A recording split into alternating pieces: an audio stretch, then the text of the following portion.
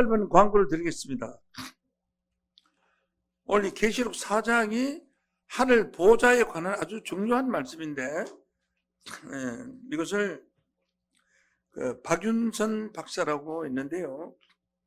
이 사람이 미국에서 처음으로 한국 교회에 와서 신학을 전포한 사람이에요. 근데 이 사람이 쓴 주석이란 것은 중요한 문제를 해석 잘해놨다고 주석이라고 그래요. 그 주석을 쓴 요한계시록 주석을 쓴 책을 한국 기독교의 목사들은 거의 다 가지고 있어요. 이거 안 가지고 있는 사람은 정통이 아니다. 이 책 안 가지고 있는 사람은. 그래서 이 책이 마지막 2011년 작년 5월 2일에 발행한 책인데 24수라고 했죠. 인쇄를 24번 했어요.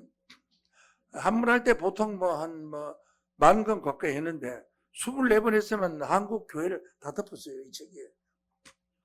이게 계시록에 나와 있는 이 특강을 이 사람이 해놓은 거하고 오늘 제가 설교할 거하고 여러분들 비교를 하면은 바로 그 답을 알 수가 있습니다. 그래서 우리 교회에서 전거되는 말씀이 얼마나 우월한가. 이것은 마치 초등학생하고 대학원생하고 같은 그런 내용입니다. 이 시간 허락하신 말씀은 계시록 4장 1절에서 11절까지 전장의 내용입니다. 제가 천천히 읽겠습니다. 이 일 후에 내가 보니 하늘에 열린 문이 있는데 내가 들은 바 처음에 내게 말하던 납별 소리 같은 음성이 가로되 이리로 올라오라. 이후에 마땅히 될 일을 내가 네게 보이리라 하시더라. 내가 곧 성령에 감동하였더니 보라, 하늘에 보좌를 베풀었고 그 보좌 위에 앉으신 이가 있는데 그 모양이 벽옥과 홍보석 같고 또 무지개가 있어 보좌에 들렀는데 그 모양이 록보석 같더라. 또 보좌와 둘려 24보좌들이 있고 그 보좌들 위에 24장로들이 흰옷을 입고 머리에 금면류관을 쓰고 앉았더라. 보좌로부터 번개와 음성과 내성이 나고 보좌 앞에 7등불 큰 것이 있으니 이는 하나님의 7영이라. 보좌 앞에 수정과 같은 유리바다가 있고 보좌 가운데와 보좌 주위에 4생물이 있는데 앞뒤에 눈이 가득하더라.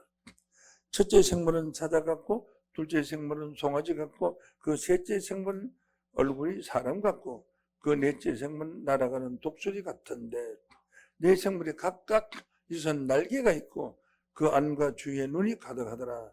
그들이 밤낮 쉬지 않고 이러길 거룩하다 거룩하다 거룩하다 주 하나님 곧 전능하신 이여 전에도 계셨고 이제도 계시고 장차 오실 자라 하고 그 생물들이 영광과 존귀와 감사를 보좌 앞에 앉으사 세세토록 사실은 이에게 돌릴 때에 24장로들이 보좌에 앉으신 이 앞에 엎드려 세세토록 사실은 이에게 경배하고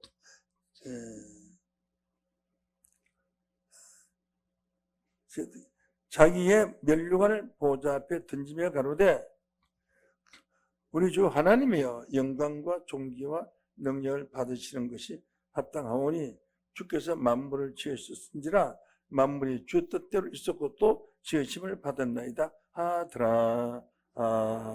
내용이 긴데 제가 설명을 하면 아주 쉽습니다. 네.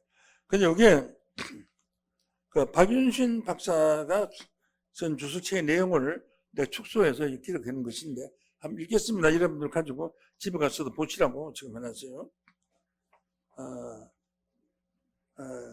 이 박윤신 박사라 그러면 대한민국의 목사들은 모르는 사람이 없어요. 이 책 안 가진 사람이 없고 그래서 제가 보여주는 겁니다. 초판이 1949년 4월 1일 날 했어요. 아마 이게 49년생도 안 된 태어나기 전에 나왔던 책 사람도 많이 있을 거예요. 이 판이 1965년 1월 3일을 됐고, 이것을 개정해서 24시라는 것은 한 번 인쇄하는 것을 일수라고 그래요. 그러니까 24번 인쇄를 했으니까 한 번 할 때 한 10,000번 정도라면 24번이면 굉장한 수의 인도를 했을 것입니다. 그래서 자녀들이 이분이 돌아가셨는데, 돌아가셨어도 기분이 쓴 책이 너무 잘 팔리니까 자녀들이 그 덕분에 잘 산다고 그래요. 자, 박유진 박사의 요한계시록 주해 책자 122페이지에서 천당이 계시록 4장 1절에서 11절까지 전체 내용, 계시록 4장 전체 내용을 천당이라고 했습니다. 천당의 해설을 소개한다.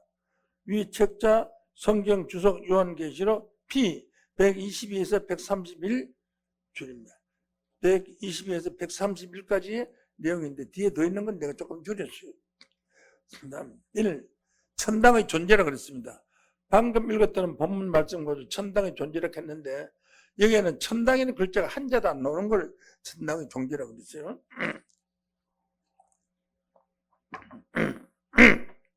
그 다음에 인생 전체가 직접 혹은 간접으로 내세의 사상을 가졌으니 우리는 진리성을 믿을 수 있다.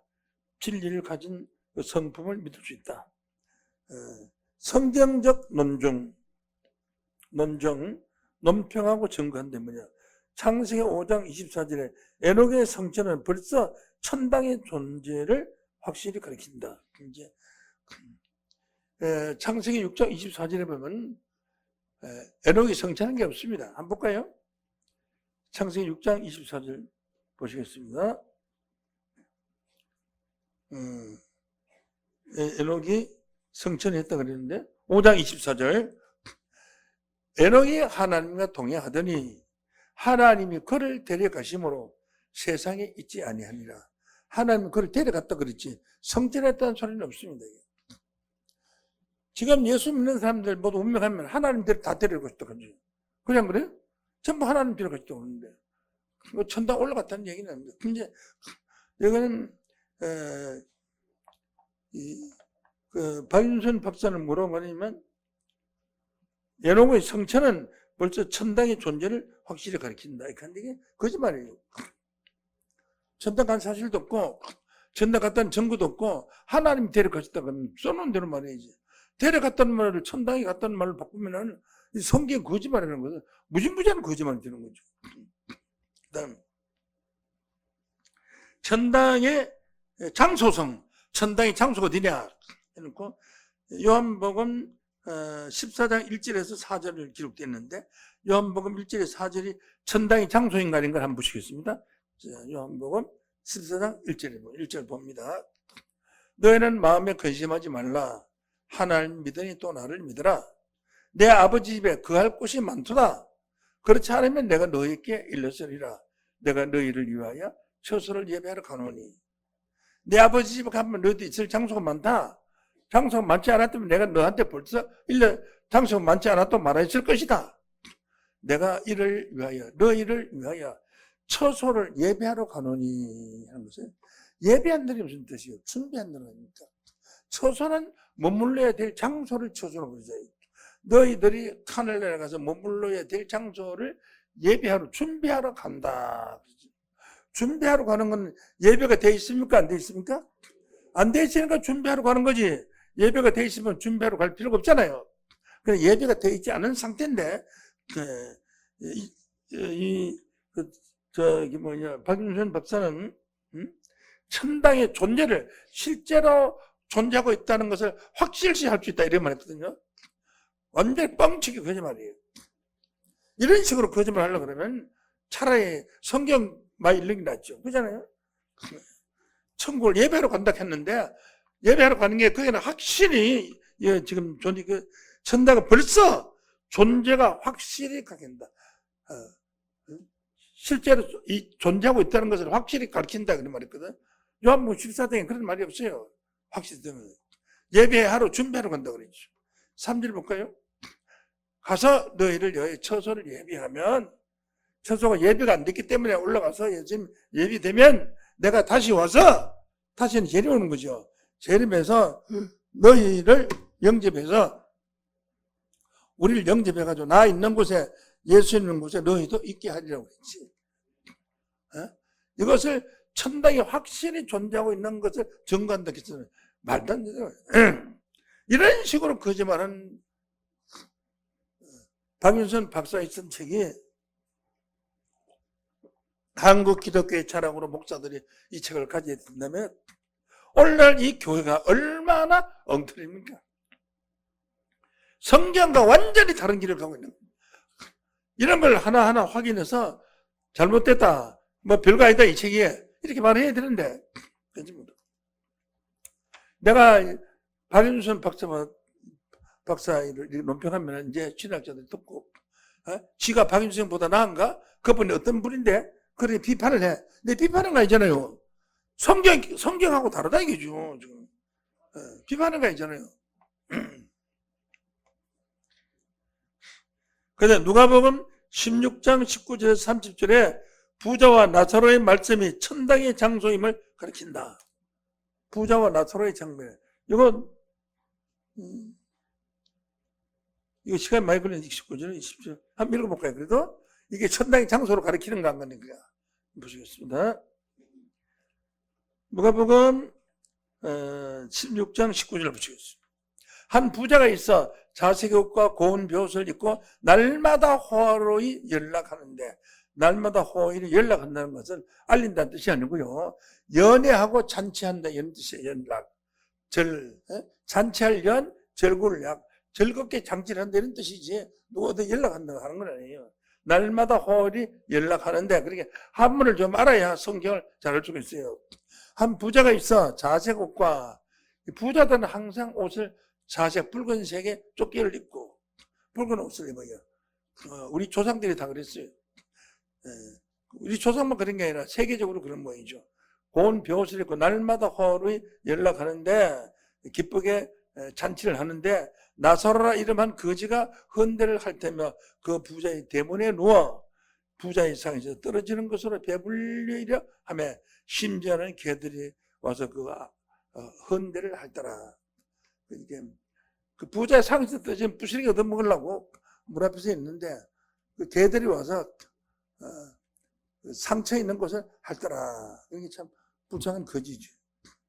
예, 그 거지가 죽어서 천사들에게 받들려 아브람 품에 들어가고, 부자가 죽었으면 하나님 품에 들어가야 되는데 왜 아브람 품에 들어가야 되냐?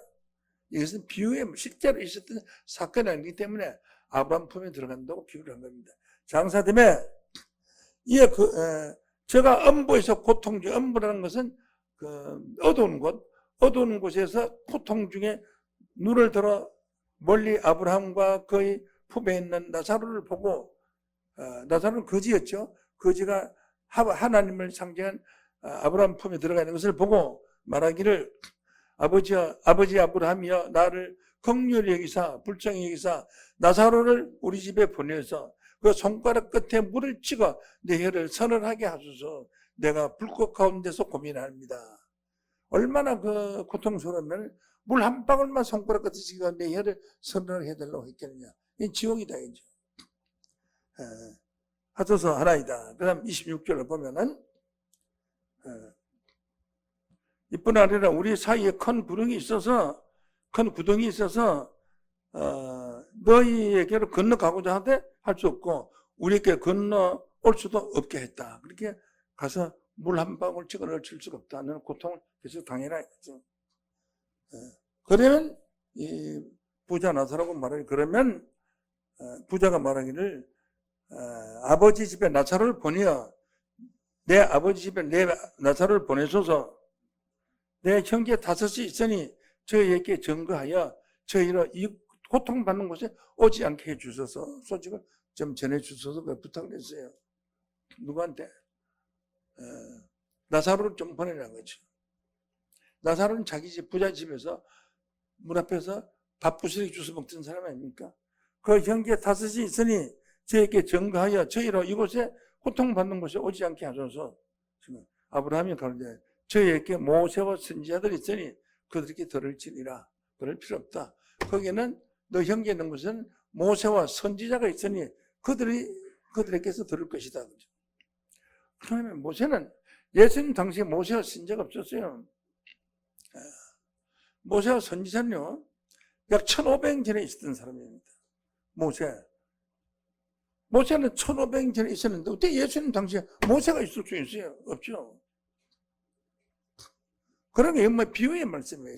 실장이 사건이 아니고 이것은 비유의 말씀인데 이 박인순 박사는 이것을 가지고 실상으로 생각하고 뭐라고 하면 실상이라는 증거를 해서 뭐라고 하냐면 누가복음 16장 19절에서 30절 말씀은 나사로의 말씀이 천당의 장소임을 알 수 있다.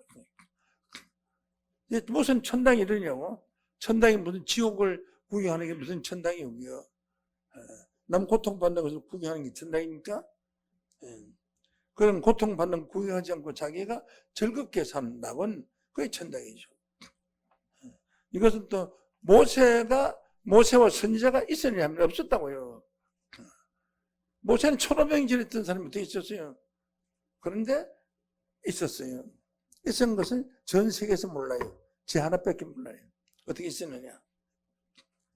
신명기 18장 15절에 보면은 모세가 말하기를 너희 형제 중에서 나 같은 선지자, 모세 같은 선지자 하나를 보낼 것이니까 너 그의 말을 들어라 했는데 사도행전 3장 20절로 보면 모세 같은 선지자를 보낸다 해도 그 모세가 예수로 왔다고 했지. 보실까요? 주께서 너희를 위하여 예정하신 그리스도 예수를 보내시리니 하나님이 영원 전부터 거룩한 선지자 입을 의탁하여 빌려서 모세를 빌려서 말씀하신 바 만유를 회복하실 때까지 하늘이 마땅히 그를 받아두리라. 모세가 말하기를 주 하나님이 너희 형제 가운데서 나 같은 선지자 하나를 세울 것이니 너희 그 모든 말을 들을 것이라 한 말씀을 이루려고 합니다. 그래서 그 모세 같은 선지자가 예수로 왔거든요. 그런 모세가 있으니 들을 것이다 이 말은 예수의 말씀을 들을 것이다. 네가 안 가도 네가 안 가도 너 집 식구들이 형제들이 예수의 말씀을 들을 것이다. 이런 말씀을 비유로 돌려가지고 모세 같은 선지자 모세가 있으니라고. 선지자들은 예수의 제자들이 모두 선지자들이에요. 이 성경은 마태복음, 마가복음, 누가복음, 요한복음 전부 예수의 제자들이 기록한 것이고 그 나머지도 예수로부터 또 사도 바울로부터 기록된 책이 신약 성경입니다.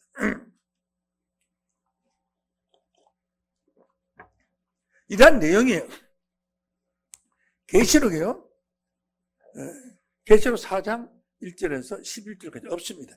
전혀 없는 말을 이게 꾸며가지고 이래가지고 이게 대한민국 제일 유명하신 박윤선 박사님.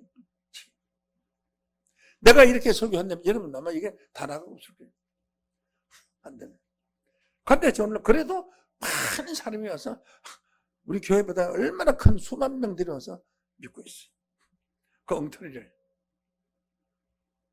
저쪽 동네도 그렇고요. 이쪽 동네도, 뒷동네도 그렇고, 전부.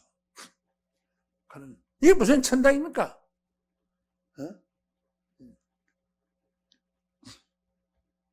그 다음에 천당에 장소 서행해놓고 성경 구절이 요한복음 14장 1절에서 4절이에요. 제가 조금 전에 읽어드렸죠. 천당의 장소성. 한번 더 읽어볼까요? 네. 보시겠습니다. 너희는 마음에 근심하지 말라. 하나를 믿으니 나를 믿으라. 내 아버지 집에 그할 곳이 많다. 만약 그렇지 않으면 너희에게 너희들이 그할 장소가 없다고 말했을 것이다. 그러나 내가 너희를 위해서 처소를 예비하러 간다. 장소를 준비하러 간다 그랬지. 그 천당이 있다는 정보라고 하는데 무슨 천당이 있어? 예배하러 간다고 집주인이라고 준비하러 간다는 거죠. 가노니에 가서 너희를 위하여 예배를 하면은 내가 다시 오겠다. 이 말은 뭐냐면 예배하면 준비하면 다시 오겠다. 이 말은 준비가 안 되면 안 오겠다 이 말 아니에요. 예수가 아직 안 왔어요. 그럼 준비됐어요? 안 됐어요? 안 됐죠. 안 됐죠. 아직까지 준비가 안 됐는데 무슨 천당 갔냐고. 이런 거짓말을 가리키는 교단이 오늘날 이 한국교회. 이런 엉터리 박사를 모시고 막 그분을 추대하고 강장 처음 그 사람이 신학의 원리를 외국에서 가져왔다. 그래서 대단한 분이었어요. 그 대단한 게 있잖아요. 엉터리 소리 하는 게 뭐 대단해요. 대단한 건 우리 교단에서 지금 적은 이 말씀이 대단합니다! 확실하잖아요, 성경에. 누가 하나 어때요? 저한테 와서 확인할 수가 없잖아요. 응? 그리고 누가복음 16장 부자와 나사로에 관해서 천당이 장소임을 수 있습니다. 어디 그 천당이 그런 장소였어요. 물 한 방울만 찍어다 줘서 내 혀를 서늘하게 해 주소서. 그래, 그런 장면을 보고 있는 게 천당입니까? 천당은 기쁘고 즐겁고 좋은 것만 있는 곳이 천당이지. 지옥을 구경하고 고통받는 걸 구경하고 불 가운데 있는 것을 구경하고 그게 무슨 천당이요? 그거 보니 인상집 뿌리고 고통받는 거예요. 영화를 봐도 꽃밭에서 참 즐겁게 노는 남녀를 보는 것이 즐겁지. 얻어맞고 터지고 말이지 불로 찢고 하는 그런 고난 그런 거 보는 게 무슨 그 천당이에요, 천당은. 그런 천당 같은 건 줘도 안 가요. 또 고린도후서 12장 1절에서 4절을 보아도 그의 갔던 곳이 장소인 것이 분명하고 영혼이 어떤 주관적 상태가 아니다 하는 것을 알 수 있다. 난 이거 보면요, 그 열불이 막 나요. 거짓말 같은 소리를 해가지고. 그것도 고린도후서 12장 1절에서 4절 한번 볼까요? 보시겠습니다. 무익하나마 내가 부득불 자랑하노니 주의 환상과 계시를 말하라. 환상이라는 건요, 환상은 무슨 상상으로 나타나는 그림. 어떤 남자를 되게 사모하는데 그 남자가 나를 사랑하지도 않는 걸 알면서도 하도 사모하니 그 남자가 하루 넘어서 꿈을 꾸니까 막 나타나서 사랑한다고 막 안아주려고 하거든. 근데 깜짝 깨면 꿈이었어요. 아무도 하잖아요, 그요. 꿈에 그 사람 보고 너 날 사랑한다고 꿈에 안아주려고 했냐고 그러고 뭐라고 말하겠어요. 말도 안 돼. 꿈에 내가 꿈을 꿨다고 상대방도 나와 똑같은 꿈을 꾸는 게 아니에요. 아니라고요. 1장 4절까지 보겠습니다. 그러니까 주의 환상과 계시라는 것은 앞으로 되어질 미래의 일을 그 일이 이루어지기 전에 앞서 미리 알려주는 것을 계시라고 그래요. 다시 정리해서 계시라는 것은 앞으로 이루어질 일을 그 일이 이루어지기 전에 미리 알려주는 것을 계시라고 그래요. 그럼 주의 환상과 계시를 말하라는 것은 사도 바울이가 환상 중에서 보고 이것은 앞으로 이루어질 일을 계시로 보여준 것이지 이루어질 일은 아닌 줄로 믿습니다. 계시라고 해놨잖아요, 분명히요. 주의 환상과 계시를 말하라고 했으니까 이 계시인데 계시를 가지고 천당이라고 하면 안 되죠. 앞으로 되어질 일인데 미래 일인데 미래 일이 뭐냐면 2절로 보겠습니다. 내가 그리스도 안에 있는 한 사람을 아노니 14인 전에 그가 셋째 하늘로 이끌 건자. 이것을 가지고 사도 바울이 삼층천에 갔다는 거예요. 참 봐. 대한민국에 있는 모든 목사들이 사도 바울이 삼층천 갔다 그래요. 내가 한번 그림 그려보겠습니다. 삼층천 가는 건지. 이런 엉터리 예수 믿는 데 가서 11조도 바치고 몸과 마음과 정성을 다 바쳐서 큰 번뜩번뜩한 멋있는 건물 짓도록 다 성도들이 핏바른 거 아닙니까? 볼까요? 천당인가 아닌가? 그리스도 안에 있는 한 사람을 아노니 이게 그리스도가 있어요. 그리스도께서 이렇게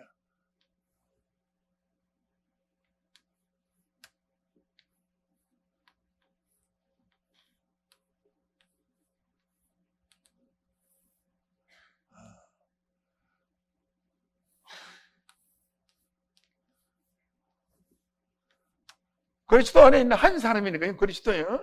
그리스도 안에 있는 한 사람, 여기 한 사람이 있어요. 한 사람이 있는데 아주 폼 딱 잘 돼. 그리스도 내가 하는 건 우리 사도 바울이죠. 내가 사도 바울이 딱 서서 내가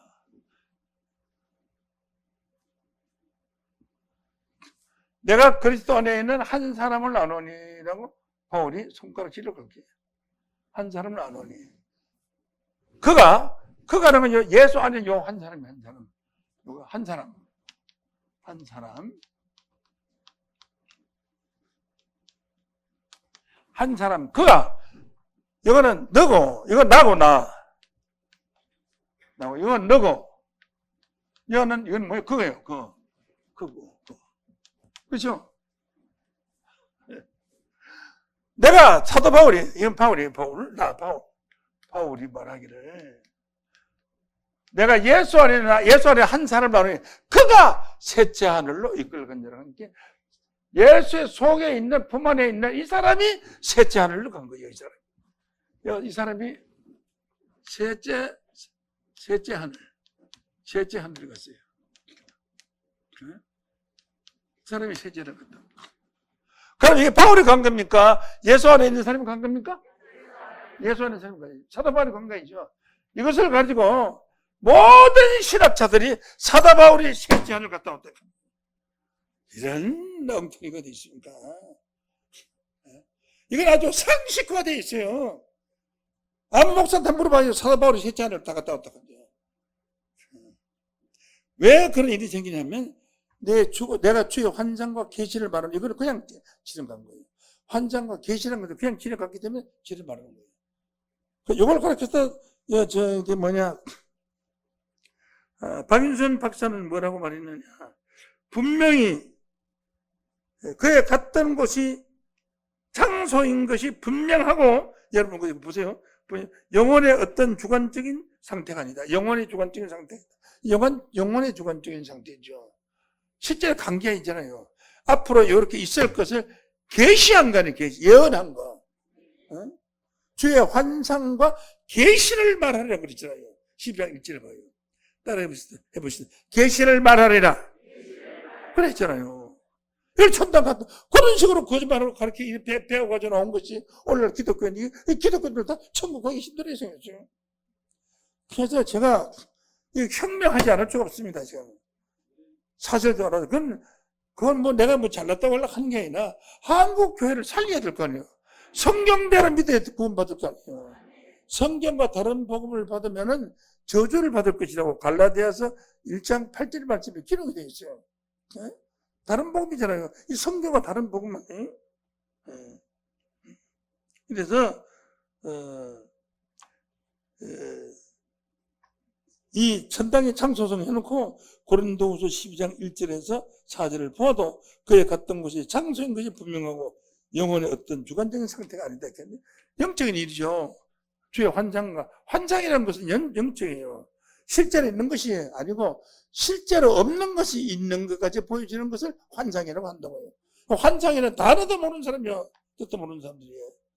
이렇게 무식한 교리가 한국 교회를 지배하고 있고, 대단하게 집들 지어놓고, 수만 명이 모여서 예배를 보고 헌금하고, 거기는 부자들이 많아서 한 번 헌금부터 가면 수천원씩 나오는데, 우리는 만원짜리 헌금도 있고, 천원짜리 헌금도 있는데, 우리는 상대가 안 되죠. 그렇지만은, 하나님은 우리와 함께 계십니다!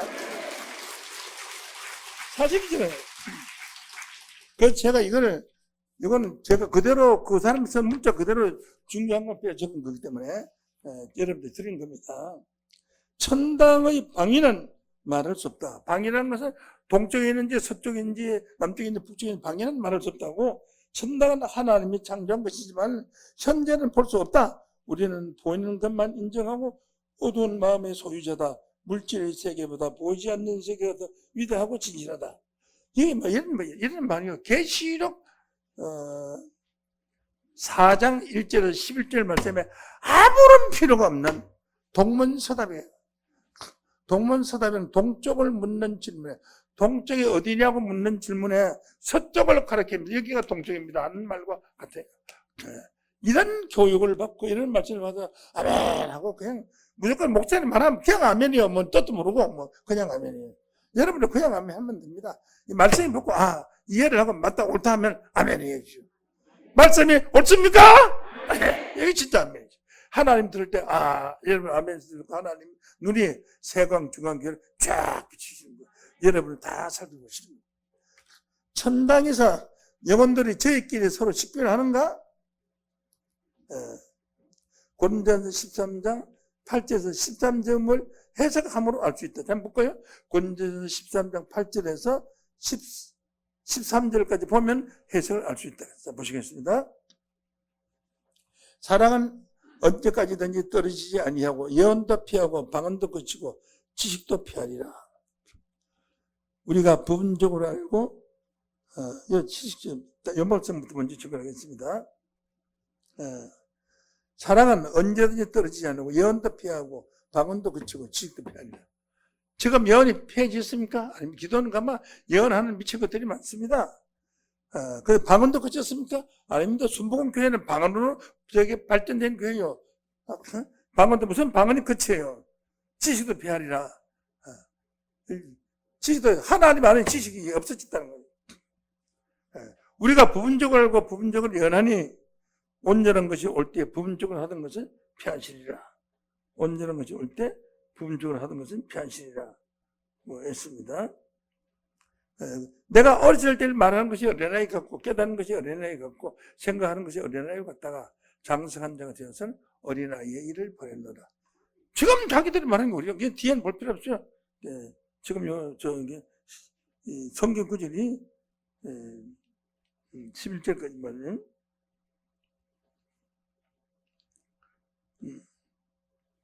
자, 계시록 고린도 13장 8절에서 13절까지 말씀해 드렸습니다. 자, 이 말씀 보면은 여기다가 어디 학문을 피한다는 것이다. 학문을 피한다고 써지라는 것이 아니라 지식을 피한다고 그랬지 무슨 학문을 피한다고 했냐. 지식이라는 것은 하나님을 아는 지식이 없어졌다는 얘기지, 피한다는 거. 그러니까 진짜로 저 동네는 하나님 아는 지식이 없어졌어요. 하나님 왕이시다 해놓고 계시록 4장 1절 11절에 하나님 왕이시다는 게 없습니다. 이게 그런 내용이 없어요. 봐요. 읽어서 말씀, 내가 아까 읽어주던 말씀 없어요. 보좌라는 말씀 14번 나온다. 내가 세려보니까 14번 맞아. 이거는 보좌는 글자는 14번 나온다. 글자가 14번 나오는 거하고 무슨 상관이 있습니까? 그죠? 100번 나오는 게나 14번 나오는 게나 한 번 나오는 게나 하나라도 알면 제대로 알아야지. 14번 나온다고 하면 무슨 소용이 있어요? 배사는 22개월 동안 600번 위험해서 건집을 받았다고 한다. 이게 배사라는 것이요. 성경에 기록된 이 배사라는 인물이 존재하지 않아요. 그래서 내가 혹시나 싶어 사전을 찾아보니까 배사라는 인물이 없어요. 이것은 세상에 있는 어떤 사람이 배사라는 사람이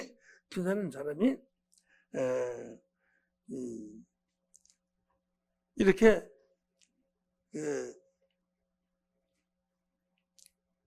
22개월 동안 22개월이면 한 2년 되네요.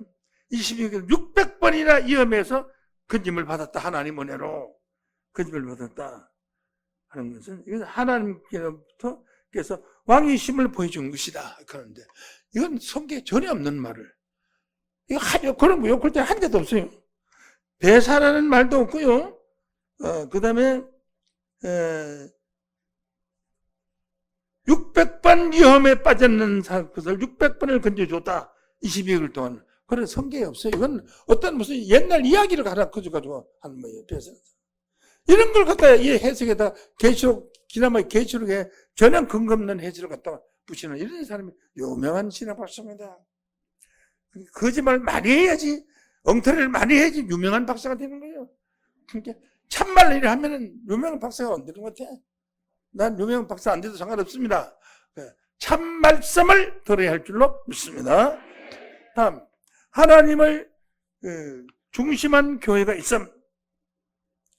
갈라디아 1장 10절을 인용해서 박윤선 박사님은 사람을 구하는 것이 그리스도의 종이 아니다. 것이 없으면 사람을 구하는 것이 없으면 사람을 구하는 것이었다면 그리스도의 종이 아니다. 박윤선 박사님이 내가 사람을 구하는 것이었으면 사람을 찾는 것이었다면 나는 그리스도의 종이 아니다. 내가 그렇지 않기 때문에 나는 그리스도의 종이다. 이런 뜻입니다. 그런데 성경에는요. 종은 나라를 유업을 못 받습니다. 요한복음 15장 15절로 보실까요? 보면 이제부터는 너희를 종이라 하지 아니하리니 종은 주인이 하는 것을 알지 못하면 박혜선 박사가 스스로 종이라 했으니까 주인이 하는 걸 알지 못하는 거예요. 아들이 돼야 유업을 받는다고. 갈라디아서 4장 7절 말씀에 보면은 그러므로 네가 이후로는 종이 아니요 아들이니. 지금까지는 종이었는데 이제는 아들이니. 아들이면 하나님으로 말미암아 유업을 이을 자리라. 믿습니까? 여러분 오늘 우리 교회 오기까지는 주의 종 밑에서 있던 종의 종이었지만은 이제는 아들이니. 아들이면 가만히 있어요. 아들이니. 아들이면 하나님으로 말미암아 유업을 이을 자니라. 이 축복이 여러분에게 있기를 원합니다. 자, 이렇게 보니까 이게 정말 말도 안 되는 소리. 내가 너무 분통이 터져서 그래서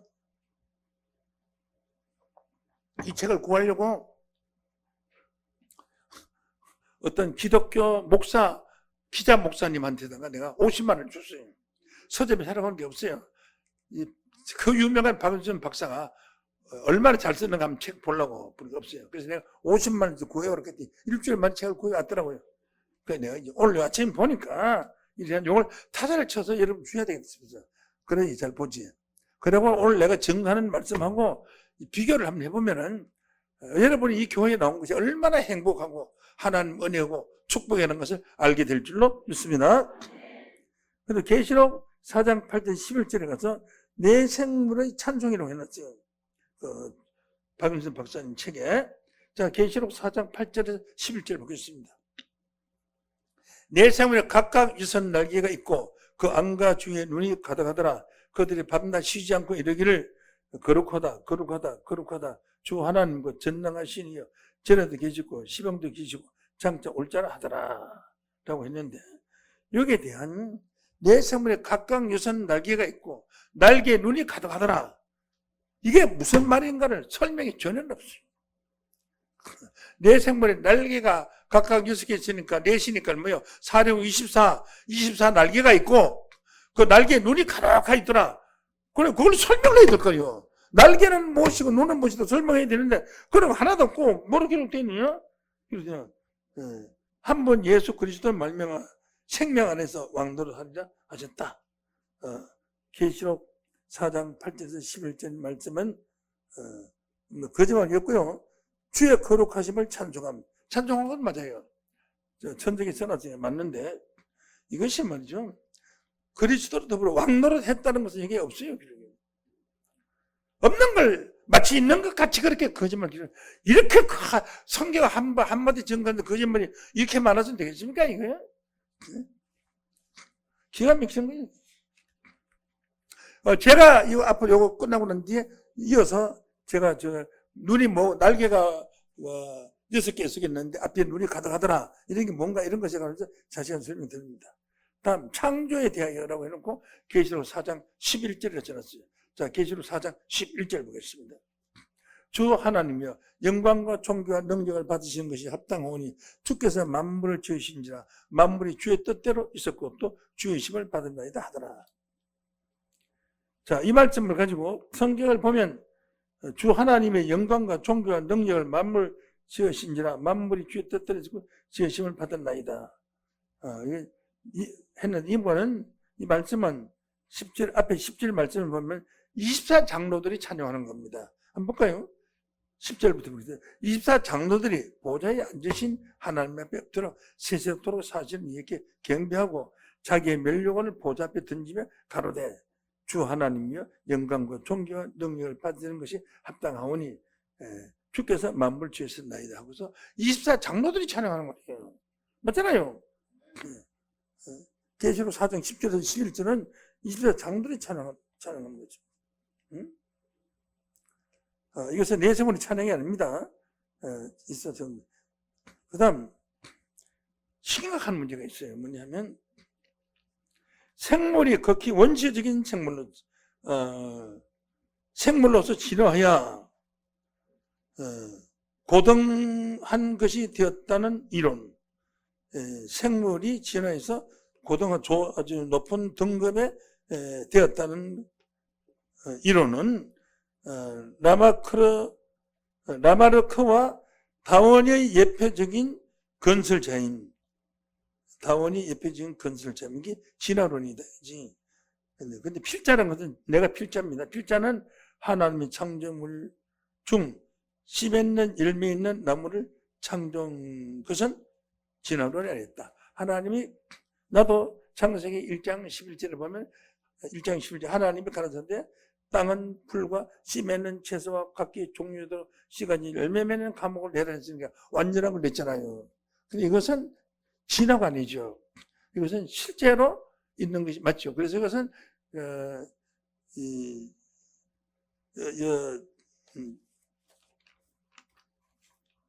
박윤선 박사하고 똑같은 말입니다.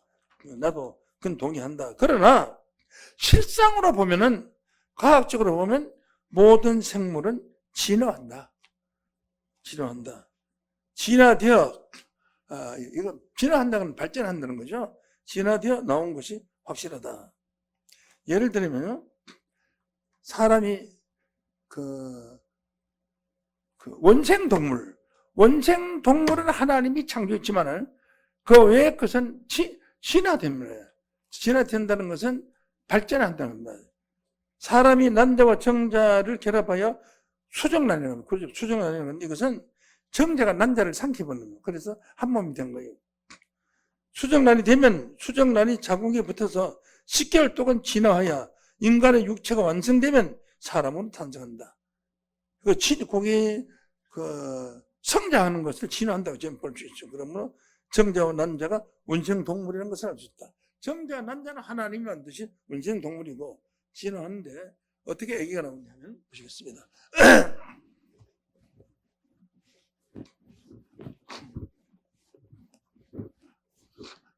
지금은 임신을 하면은 어린아이가 세포로부터 성장되는 과정을 촬영을 다 보여줍니다. 한 3개월 되면 아기가 점으로 하나 있어요. 점이 하나 있죠. 점이 있어요.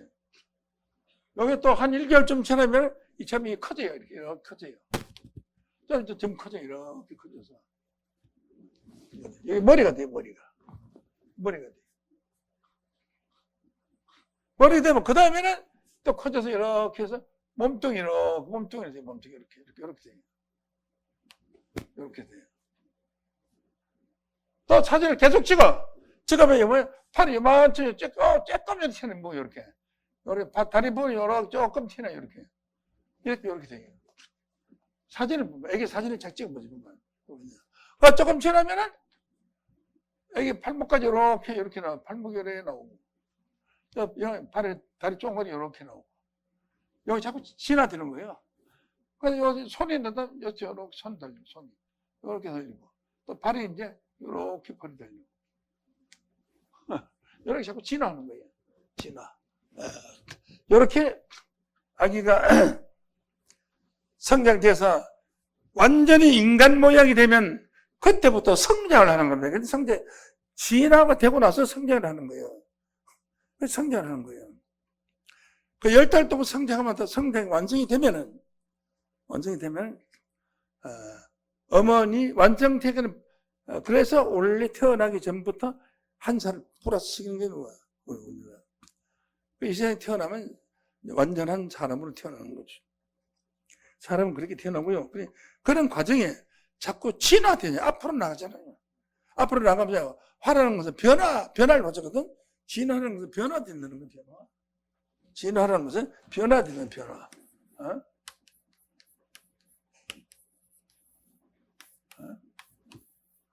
변화된다는 변화.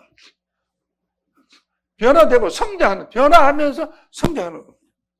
식물도 씨앗 뿌리면 싹이 나고, 잎이 나고, 줄기가 나고, 자꾸 변화하면서 성장하잖아요.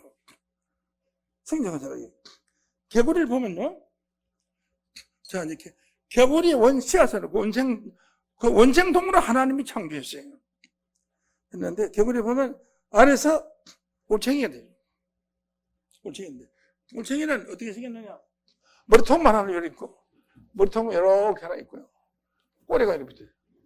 여기 개구리예요. 됐는데, 여기 좀 크면 뭐가 돼? 발이 나오고요. 발이 나오고 해서, 그 다음에 개구리가 되는 거예요. 올챙이에서 개구리, 개구리 진화합니다. 매미를 보면요. 매미는, 알을 낳고 또 알이 부화해서 굼벵이가 돼요. 굼벵이 되다 굼벵이가 7년을 있으면 뭐로 변하냐 하면은 매미 모양으로 변해요. 발이 나오고요. 앞뒤 발도 나오고 눈도 생기고 해서 그다음 날개도 생겨서 근날개, 속날개 생겨서 자꾸 진화죠. 진화를. 과학자들은 진화론이라고 그러고 기독교는 진화론을 부정합니다. 그런데 나는 그렇지 않아요. 나는 진화가 이거 성장이라고 보고요. 진화하는 게 아니라 성장하는 것이다. 성장하면서 변한다. 원칙은 그 진화는 마찬가지죠. 성장하면서 변한다. 모든 생물이 다 그렇습니다. 인간도 그렇고 모든 동물도 그래요. 그리고 굼벵이가 매미가 될 때 매미가 되어서 나무에 기어 올라갈 때는 발로 올라가서 딱 붙습니다. 이게 날개가 뭐가 지금 포획 상태에 있어요. 막이 있어가지고 막이 다 덮여요.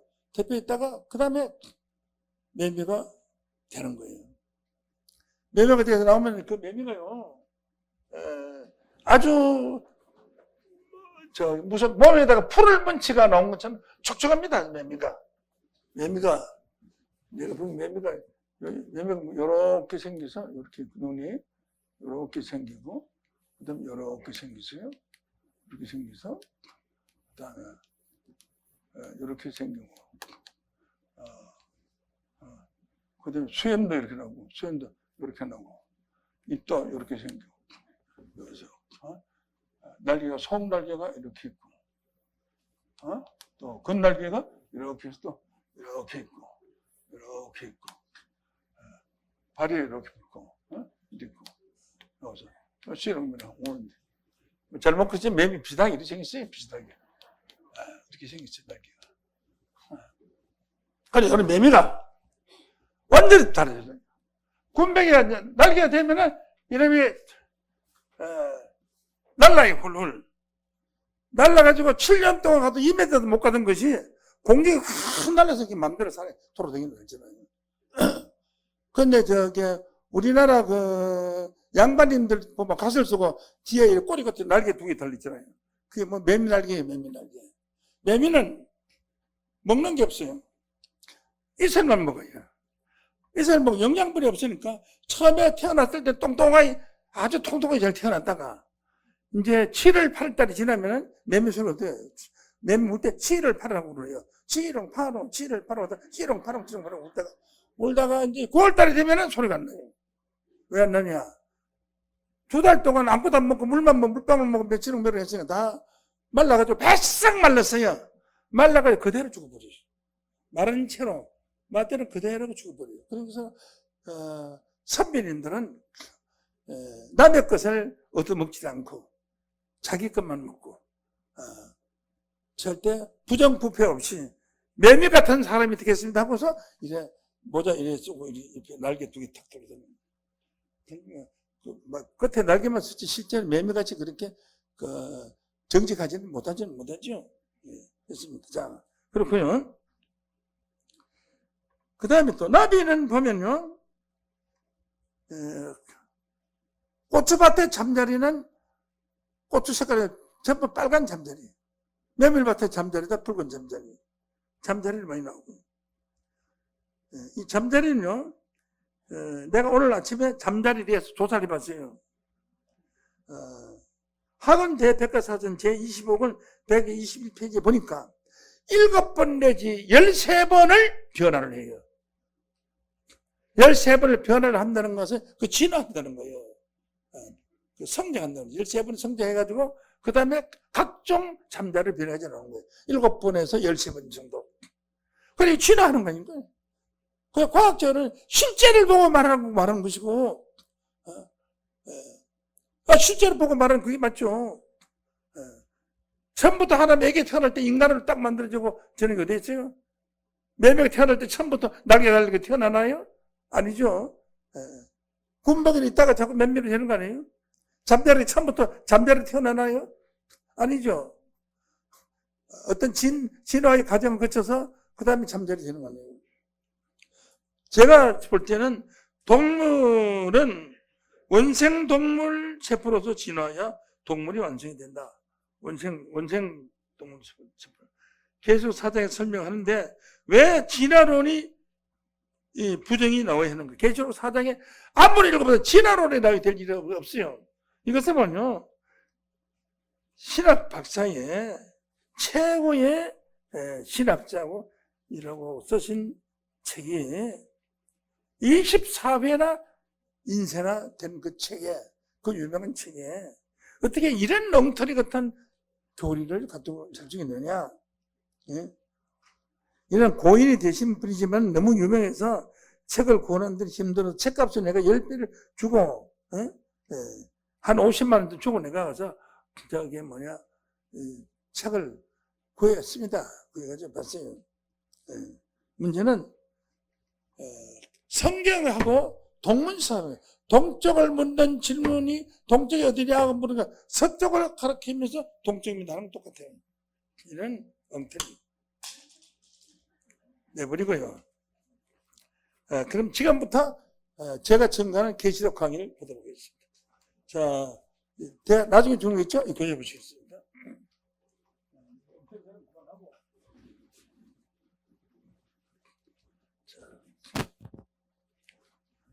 제가 짧게 하겠습니다. 계시록 4장 1절에 보면은 이 일 후에 내가 본 하늘에 열린 문이 있는데 내가 들은 바 처음에 내게 말하던 나팔소리 같은 음성이 내가 가로되 이리로 올라오라 이후에 마땅히 될 일을 네게 보이리라. 나팔소리 같은 음성이 계시록 4장 1절에서 하늘 문이 열린 상태예요. 하늘에 열린 문이 있다가 있으니 그러잖아요. 하늘에 열린 문이 있는데 사도 요한을 뭐 이리로 올라오라 하니까 성령을 올라갔어요. 이 절을 보면 내가 곧 4장 2절을 보세요. 내가 곧 성령에 감동하였더니 보라 하늘에 보좌를 베풀었고 보좌 위에 앉으신 이가 있는데 모양이 벽없고 홍보석 같고 무지개가 있어 둘리는데 그 모양이 녹보석 같더라. 보좌에 앉으신 이, 주목하세요. 보좌에 앉으신 이가 있는데 그러니까 무지개가 둘렸다고요. 무지개는 7가지 색깔입니까? 빨주, 노초, 파남보 7가지 색깔인데 자기가 볼 때에는 요한이가 볼 때에는 녹보석 같더라. 녹보석은 아니고 녹보석 같더라. 그러면 그 7가지 색깔을 뿌려서 전부 다 해서 다 색깔에서 녹보석이에요. 녹보석. 녹보석은 녹색은 어떤 색깔인가? 녹색은 나무나 풀이 가장 건강한 색깔이 녹색깔입니다. 처음에 색상이 나오면은 연두색이 됐다가 봄에 처음 색깔이 전부 연두색입니다. 연두색으로 나왔다가 이제 5월, 6월이 되면은 녹색으로 바뀝니다. 녹색은 무엇을 의미하느냐? 녹색은 평화를 의논하고 상징하고 녹색은 아주 건강을 또 상징하는 겁니다. 그래서 사람이 눈이요. 숲을 보면 눈이 좋아진다는 거예요. 녹색을 보면. 아주 마음이 편안하고 좋다는 거예요. 그래서 산에 가고 들어가는 겁니까? 그래서 하나님이 근본적인 그 색깔은 하나님이 그 색깔은 무지개 색깔도 무지개 둘러있지만 하나님은 녹색까지 편안하신 분으로 그렇게 보신다는 거죠.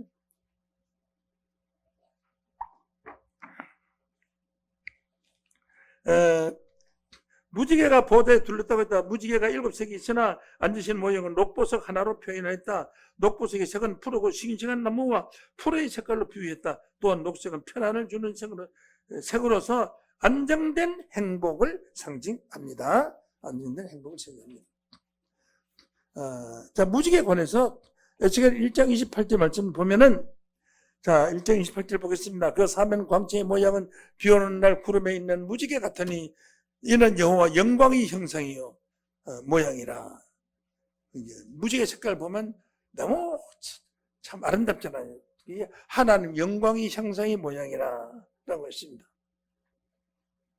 그 다음에 고린도 후서 4장 4절에 보면 그리스도는 그 중에 이 세상의 신이 믿지 않은 자들의 마음을 혼미케 그리스도의 영광의 복음의 광채를 비치지 못하게 하려 하는 것은 그리스도께서는 영광의 보좌의 광채라다. 그리스도는 하나님 영광의 형상이다 하는 뜻과 같습니다.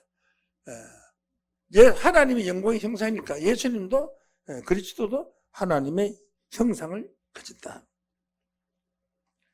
히브리서 1장 3절에 보면은 이는 하나님의 영광의 강체시여 본체의 형상이라 그의 능력이 말씀으로 만물을 붙드시며 죄를 정결케 하는 일을 하시고 높은 곳에서 계신 위엄이 우편에 앉으시느니라.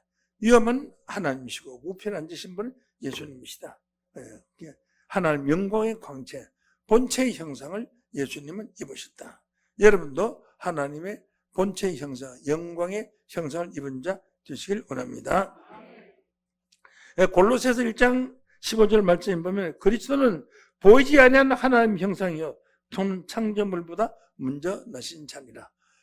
이 말은 모든 만물이 다 첫째 날부터 창조되잖아요. 그 앞에 예수님은 탄생하신 분이다 말이죠. 모든 만물보다가 제일 먼저 탄생하신 분이 예수님이다 그런 뜻이에요. 그리스도는 보이지 않는 하나님의 형상이요 모든 창조물보다 먼저 나신 자다. 그러므로 머리 대신 분이라고 했습니다. 이스라엘 장로들 흰옷을 입은 자는 이스라엘 장로들이 흰옷을 입었다 했는데 성경은요 목사는 에베소 4장 11절에 한 번 나오는데 목사는 가르치는 목사와 교사를 두시전이지 목사에 대한 해석은 성경에 아무 데도 없습니다. 장로는요 하나님 보좌에 하나님하고 같이 앉아서 영광의 면류관을 쓰고 그 영광의 면류관을 하나님께 바칩니다. 내가 이런 상 받을 자격이 없습니다. 나는 이 영광을 마저도 하나님께 받겠습니다. 바치는 거죠. 흰옷을 입었다는 것은 하나님과 함께 다니는 예수님이 함께 다니는 사람 전부 흰옷을 입었다고 성경에 기록되어 있습니다. 흰옷을 입었다는 깨끗하다, 거룩하다 하는 그런 뜻을 가지고 있습니다. 계시록 4장 5절에 보면 음성과 내성은 비 오는 날 천둥 소리와 같이 심판을 말한다. 또한 보좌 앞에 등불을 7 등불은 심판 때의 구원의 길을 밝히는 것이다. 하나님 보좌 앞에 7 등불이 켜진 것은 자 캄캄한 온 세상에 캄캄한데 7 등불이 켜진 그것만 보일 거아니에요. 캄캄한 어떤 밤인데. 그러니까 여기가 구원의 처소다 하는 것을 알려주는 7 등불의 사명자들이 출현하게 될 것을 말하고 있습니다. 이렇게 성경에 기록된 걸 말해야 되는데 무슨 쓸데없는 그 소리가 말도 안 되는 엉터리같은 성경하고 아무 상관도 없는 말만 잔뜩 기록해놨어. 그것도 한 6페이지인 걸 말이죠. 자, 보좌 가운데 4생물을 보겠습니다. 보좌 가운데 4생물이 있는데 앞뒤 눈이 가득하더라. 6 날개가 있고 계시록 4장 6절에 보면 4생물이 각각 6 날개가 있고 앞뒤 눈이 가득하더라. 네 생물 중에 각각이니까 네 생물마다 날개가 6개씩 있다 그죠. 그럼 네 생물이니까 날개 몇 개요? 4, 6은 24, 24날개니까. 날개라는 것은요, 실제로 날개를 말한 것이 아니라 사람을 말합니다. 저 사람 대통령의 오른팔이라고. 그럼 대통령 오른팔, 그 사람이 팔입니까? 사람이지? 그 사람이 오른팔이라고, 팔이 아니잖아요. 오른팔과 같은 역할을 하는 사람을 말한 거죠. 그래서 6 날개는 24장로를 말하고 있습니다. 24장로, 그래서 성경에 4생물이 날주보고 있어요. 4생물이 나타나면 24장로가 나타나고, 24장로가 나타나면 4생물이 나타나고, 이렇게 성경에 기록되어 있어요. 성경 계시록 쭉 보시면 그렇게 기록되어 있어요. 예. 그것을 말하고 있다 하는 것을 알고 있고, 눈이라는 것, 눈이 가득하다는 것은, 눈이 가득. 지금 교회도 눈이 가득하잖아요. 한 사람이 둘 중에 있으니까. 여기 500명 있으면 눈이 1000개 아니에요. 눈이 가득하지. 눈은 성경에 뭐냐면, 이사야 29장 10절에 보면, 눈은 선지자요. 그러죠.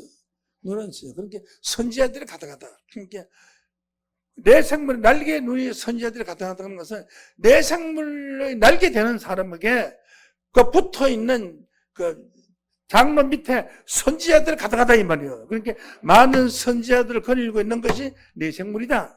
내 생물. 날개가 6건 날개인데 6 날개에 눈이 얼마나 붙어 가득가 있으니까 눈마다 수백 명이 될 수도 있죠. 내생물 24장로 되는 그 한 사람에게 수백 명의 선지자들을 거느리고 있으니까 이 장로가 얼마나 높은 사람입니까? 성경에는 장로보다 더 높은 사람은 없어요. 장로는 장로 중에서 밖에 나올 거예요. 그러니까 앞으로 장로의 영광이 엄청나게 큽니다. 큽니다. 자, 내생물의 모양을 보면 제가 엊그저께 눈 수술을, 목 수술을 했어요. 수술하고 나서 금세 수술 끝나지 말자 목소리가 좋아지더라고요. 지금 엄청나게 좋아졌는데 물을 좀 많이 먹게 돼서 물 좀 먹다 보니까 이렇게 물이 좀 모지네. 병으로 물병을 하나 갖다 놔버려요. 그래서 보좌 가운데 내생물이 있다 하는데요. 이걸 풀 자가 없습니다. 지금까지 보좌 가운데 내생물이 있다는 걸 풀 자가 없고요. 그 다음에 여기서 날개가 무엇인지 설명한 사람이 없고요. 날개에 눈이 가득하다는 이것도 이게 뭔가 무슨 귀신의 조작인가 뭔가 이게 알 수가 없어요. 이걸 해석한 사람이 별로 없어요. 근데 제가 지금 메시지되는 것은 내생물에 각각 날개 6날개가 있다는 것은 그 날개라는 것은 실제로 날개가 아니라 아들이 말이죠. 아들이 장관이 됐다 하면 그 아버지는 날개 단거는 마찬가지입니다. 장관이 됐다 하면. 또 딸이 출세해서 대통령 영부인이 됐다. 그건 날개 달린 거 아닙니까? 날개. 마찬가지 날개 있으면 나르잖아요. 그래서 훌륭한 장로들이 내 생물의 날개가 되는 거예요. 그럼 내 생물은 어디 있는 자냐? 자, 내 생물은 어디서 존재하느냐? 이거 아는 사람 없습니다. 대한민국에서는 아마 오늘 이 말씀을 듣는 여러분 외에는 어떤 목사도 이 내 생물 어디에 있는 걸 아는 자가 없습니다. 계시록 4장 7절. 첫째, 계시록 4장 4절부터 4절. 보좌에 들러 24보좌들 있고 보좌들 위에 장로들이 흰옷을 입고 머리에 멜련을 쓰고 앉았더라. 보좌로부터 번개와 음성이 나고 보좌 앞에 7 등불이 있는 하나님의 7명이라. 보좌 앞에 수정과 같은 유리바다가 있고 수정과 같은 유리바다가 보좌 앞에 있기 때문에 크게 유리바다를 못 건너갑니다. 내가 깨끗한 사람은 건너갈 수 있는데 자기의 죄가 티끌만한 죄만 있어도 그 유리바다 건너갈 때는 다 드러나게 돼 있어요. 지금 다 드러나요. 마치 엑스레이 찍어서 몸에 조그만 티 있는 것도 다 드러나듯이 다 드러납니다. 유리바다. 유리바다를 건너가야 하나님의 보좌비 나가는 거예요. 누가 유리바다에 건너갈 자격이 있냐.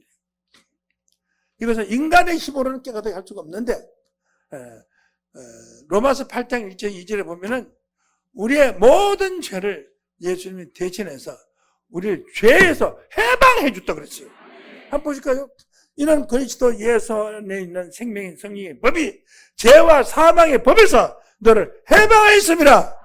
죄에서 해방받았으니까 여러분들은 수정 같은 유리바다를 건너가도 됩니다. 죄는 있다고 할지라도 그거 다 날아가 버린 거예요. 바다를 건너갈 때 날아가서 수정 같은 유리바다를 건너갈 수가 있습니다. 건너가면 어디입니까? 하나님의 보좌입니다. 보좌 앞에 수정 같은 유리바다가 있으니까 유리바다를 건너가면 그 다음에 하나님의 보좌에 나가는 거예요. 하나님 계신데 나가는 거예요. 근데 가니까 보좌 가운데 내 생물이 있어요. 보좌 가운데, 하나님 보좌 가운데 있으니까 굉장히 중요한 겁니다. 그 사람은 대통령 가운데 있다고 하면은 대통령 뱃속에 들어갔다는 얘기가 아니고 대통령에서 가장 중요한 일을 하는 사람을 대통령 가운데 있다고 주는 거죠.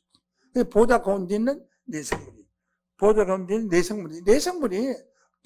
내 생물이. 어떤 신학자는 말하기를, 미영불소, 미국, 영국, 프랑스, 소련, 여기 내 생물이다 하는 거예요. 기가 막히는 거죠. 그게 무슨 보좌, 하늘 보좌입니까? 저 전쟁을 일으킨 러시아가 무슨 하늘 보좌이에요? 그 말도 안 되는 그런 소리를 쳤어요. 여의도 누구는 그시기 뭐시기 무슨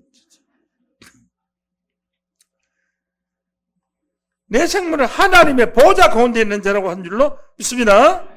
보좌 가운데와 보좌 주위에 내 생물이 있는데 앞뒤에 눈이 가득하더라. 눈은 선자를 말했습니다. 첫째 생물은 사자 같고라는 것은 사자는요 동물의 왕아입니까? 응? 사자같고 한 것은 사자는 모든 동물의 심판의 권세를 가진 자를 사자고, 그래서 내 생물은 심판의 권세를 가진 자입니다. 첫째 생물은 사자같고, 그러니까 심판의 사명자를 사자로 비웠어요. 이럴 때는 예수를 또 사자로 비웠고 예수님을 사자로 비웠어요. 계시록 5장 5절을 보시겠죠. 5장 5절. 유대 지파의 사자 다윗의 뿌리가 이겼으니 그 책과 일곱이를 떼시니라. 다윗의 뿌리는 계시록 22장 16절에 나 예수는 다윗의 뿌리요 했으니까 예수님을 사자로 비웠어요. 사자로 비웠어요. 또 이 사자는 내 생물을 사자로 비웠는데 내 생물은 예수님의 대언자입니다. 예수의 대언자는 어디 나오냐 하면 계시록 6장 1절에 보면 있어요. 내가 보니 여섯째 인을 떼실 때 6장 1절 내가 보니 어린 양이 7인 중에 하나를 떼시는 그때에 내가 들으니 내 생물 중에 하나가 우레 소리같이 오라는 거. 어린 양 예수가 인을 떼는데 내 생물이 있다 우레 소리같이 오라 이렇게 명령하니까 백마탄자가 왔어요. 그러면 이 백마탄자는 내 생물보다 계급이 낮은 사람이에요. 이 백마탄자를 신천지에서 예수로 하는데 예수가 백마탄자라면 어린 양이 예수인데 어린 양이 인을 떼는데 내 생물이 오락하는 백마탄자가 왔어요. 백마탄자 예수가 2명 아니에요. 어린 양이 예수인데 예수의 대언자 내 생물이 오라라고 명령하니까 백마탄자가 왔다. 그러면 예수가 2명 되는 거죠. 그런 엉터리 교리를 가지고 있죠. 신천지에서. 예수가 아니죠. 예수는 만왕의 만주의 주를 누가 감히 큰 소리로 오라라고 큰 소리 칠 수 있지? 없어요. 이건 백마탄자가 아닙니다. 그러니까 내 생물은 어린 양 예수의 대언자입니다. 어린 양을 인을 떼니까 내 생물이 오라라고 했으니까 예수의 말씀을 대신에 전하는 사명자가 내 생물. 대단히 나쁜 사람이죠. 내 생물이 내세에 있어요. 첫째는 사자 같고 둘째 생물은 송아지 같고 고린도전서 9장 9절에 보면 소는 일꾼을 말합니다. 모세 율법의 곡식을 밟았던 소에게 마음을 씌우지 말라 했으니 어찌 하나님께서 소를 위하여 했느냐. 곡식을 밟아서 소가 밟아서 이제 부셔서 떨어지잖아요. 속에 이게 망을 씌우면 되게 멍으로 소망 보신 분 있어요? 보신 분이 다 있죠. 젊은 사람들은 못 봤을 거예요. 새끼를 꽈가지고 3일을 꽈서 이렇게 망을 만들어서 우리 마스크 하겠어. 소 마스크요. 소 마스크 딱 써요. 소 마스크를 씌워놔야 곡식을 안 먹잖아요. 곡식을 밟아 떠는데 밟아서 줄기하고 떨어지게 하는데 소를 몰고 다니면서 빙빙 돌려서 하는데 소가 먹으면 안 되니까 입을 막아서 망으로 막아서 못 먹게 하는 거죠. 그러니까 소는 일꾼을 상징했다 하는 것도 있습니다. 또한 뭐냐면은 이 송아지는 소새끼 아닙니까? 이 송아지는 너무너무 송아지는 푸는 기뻐서 사지고 들판에 막 달리뛰게 합니다. 마구간에 때 나오면 소 농사 짓는 사람 몰라요. 나는 그 시골에서 봤어요. 걔는 막 가다가 웅덩이에 있는지도 모르고 풍덩 빠져버려요. 철없이 막 달려요. 직선으로 막 달려가다 웅덩이에 뭐가 모르고 그냥 풍덩 빠지는 거예요. 그렇게 철없는 짓을 하는 사람이 있어요. 그게 누구냐 하면 하나님으로부터 빛을 받은 사람. 너무 기뻐서 40가지 병이 다 고쳐져서 송아지같이 뛰라. 말라기 4장 2절을 보시죠. 내 이름을 경외하는 사람. 두려운 마음으로 하나님을 섬기는 자는 너에게는 의로운 해가 떠올라서 치료하는 광선을 바라니 치료하는 광선에 온몸이 치료가 다 돼버려. 그게 만병통치가 1초 만에 돼버려. 치료하는 광선이 쫙 비치면은 우리 호르몬 변화 받을 때 쫙 비치면 내 몸에 있는 병이 다 없어져서 어린아이와 같이 아주 건강한 적. 광선을 바라 너희가 나가서 외양간에는 송아지같이 뛰리라. 외양간에는 송아지가 뛰어가듯이 그렇게 즐겁게 뛴다. 송아지는 구약시대 최고의 재물이 송아지입니다. 송아지를 재물로 바치면 하나님 다 들어줘요. 다 들어줘요. 그래서 재물이 될 줄. 누가? 나는 하나님 앞에 쓰이는 재물이다. 하나님이 요구하면 나는 내 몸이라도 바치고 내가 모든 걸 다 바치겠다 하는 사람이 송아지가 되는 사람. 이런 사람은 하나님의 보좌 앞에 있는 내 생물의 자격을 가진 자인 줄로 믿습니다. 이렇게 충성한 도가 있는 사람을 송아지 같다 했습니다. 이런 것이 성경에 이런 거는 한 말도 입도 못 뻥그리 못되고 엉뚱한 소리만 했어요. 박윤천 박사만 일 보면 셋째 생물의 얼굴이 사람 갖고 하는 것은 사람 갖고는 사람을 우렁투리죠. 사람 갖고지 사람과 비슷하다 이거죠. 그럼 누가 같으냐? 하나님 같으죠.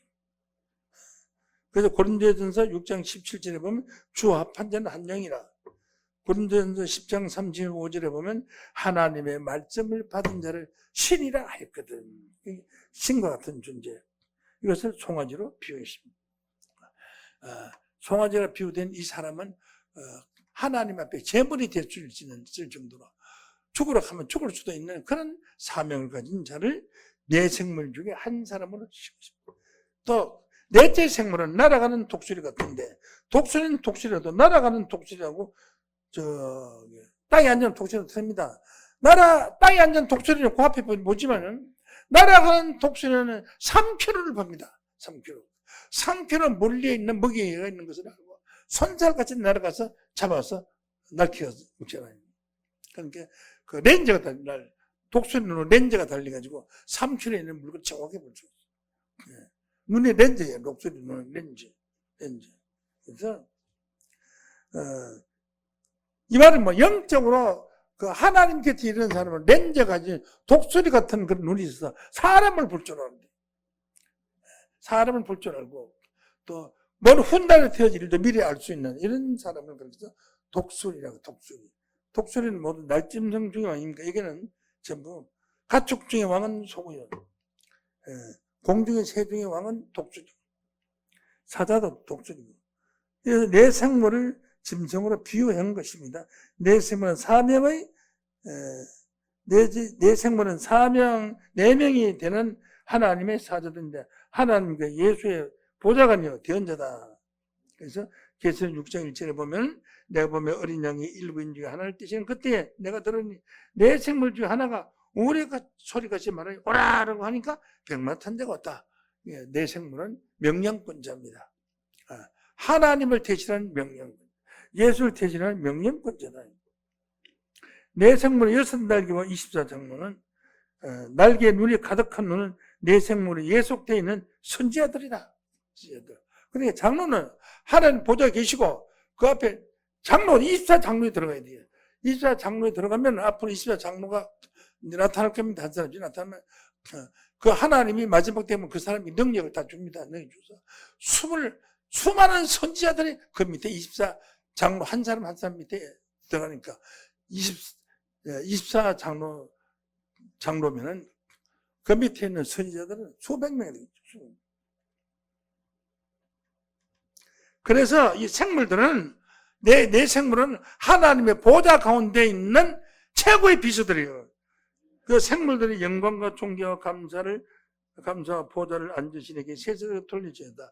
24장로들의 보좌 앞에 엎드려 세세토록 사신에게 경배하고 자기의 면류관을 보좌 앞에 던진다는 것을 완전히 바친다는 거죠. 가로되 주 하나님의 영광과 존귀한 영역을 받으시는 것이 합당하오니 주께서 만물을 지으신 자 만물이 주의 뜻대로 되었고 지으심을 받는다는 것은 맨 마지막에 이 세상의 끝장을 내 생물이 되는 겁니다.